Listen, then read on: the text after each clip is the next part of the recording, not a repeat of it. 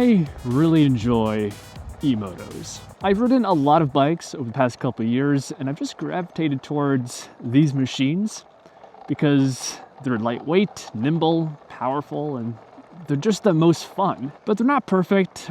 One of the big drawbacks of eMotos that is something I think about every single day is the legality in riding this in different scenarios. Whether it's a street, trails like this, there's really no place that these bikes truly belong. Personally speaking, I've never had an issue riding these on the road the way that I ride in my local area.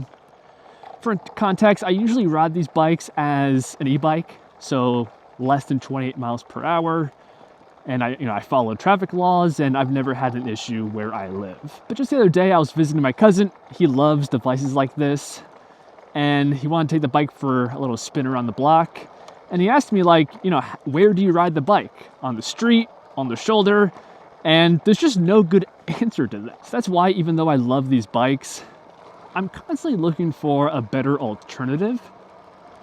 Something that can, much like these eMotos, has great performance. It can go anywhere, do anything, but can also be ridden on the street as a bike, no problem. Now, obviously, e-bikes with pedals is the go-to answer here. My only problem with e-bikes is their lack of power. They tend to not be great values. They're expensive. I think that the median e-bike price is like $2,000. Not too much cheaper than what I'm on right now. And the power and the capabilities is just significantly less. But they are trending in a positive direction, and hopefully in a year's time, a really solid e-bike comes out that changes my opinion. Now, in comparison to eMotos, e-scooters, there's another category of PEVs that is promising, and that's e-scooters. Now, I know, yes, personally, I'm not a fan of the scooter form factor. Most people prefer a bike, but not all scooters are made the same. I'm going to touch more on this in a second.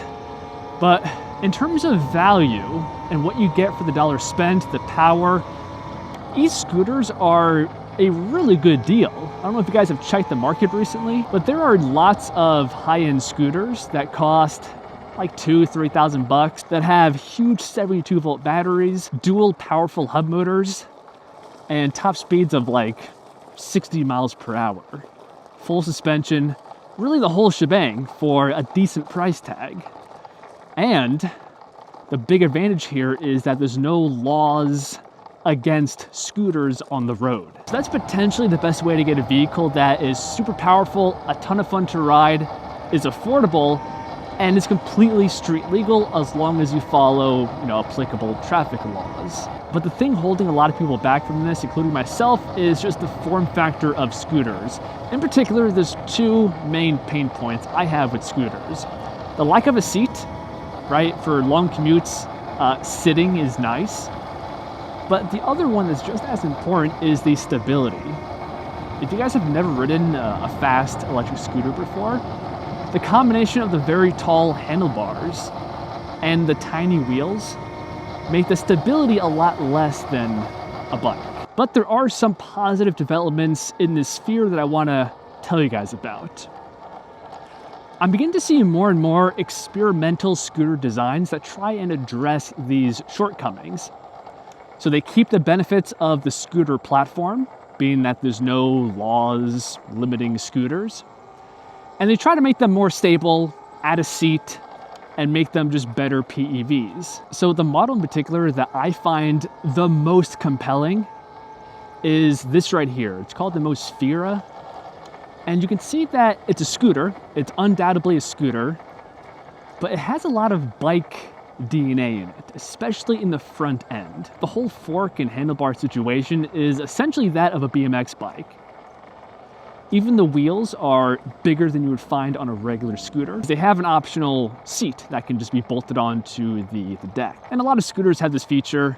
It's kind of an easy workaround. So having that optional seat along with the experimental redesigned front end, which is a lot more bike inspired, makes this product something I'm very interested in. And even the specs on this scooter are super impressive. This thing is 72 volts with a 10,000 watt hub motor. The catch here is that this is only sold in Europe, and it's like $10,000. So this is very much so an experimental kind of new thing, but I'm hopeful in the near future we can see more designs like this begin to hit the market, possibly even make some slight improvements and begin to lower the price a little bit. Another cool experimental product that you guys might have actually seen before is the Extreme Bold K6. A couple months back, this product kind of blew up on YouTube, which indicates to me that there's a lot of demand for something like this. But you can see that this is a scooter with a slightly different approach. The whole deck is essentially like a slightly raised seating platform. The wheels are a lot larger than a regular scooter, increasing the stability. And the front end is also different. It doesn't have that super tall handlebar stem due to the seated riding position, which further increases the stability. This you actually can buy in the United States, but you can tell that it's still an experimental category because the price tag, it's like over $4,000. And it's a very niche product. But without question, this is a product category that I'm going to be keeping my eye on moving into the future. These kinds of experimental PEVs have the potential to give you the speed, power, acceleration, range that I've come to love from eMotos, but with the added advantage of being a scooter, which has a lot more leeway when riding on public roads. Definitely let me know your thoughts on this whole discussion in the comments below. If you guys enjoyed, I appreciate a like, subscribing, and I'll see you guys in the next one.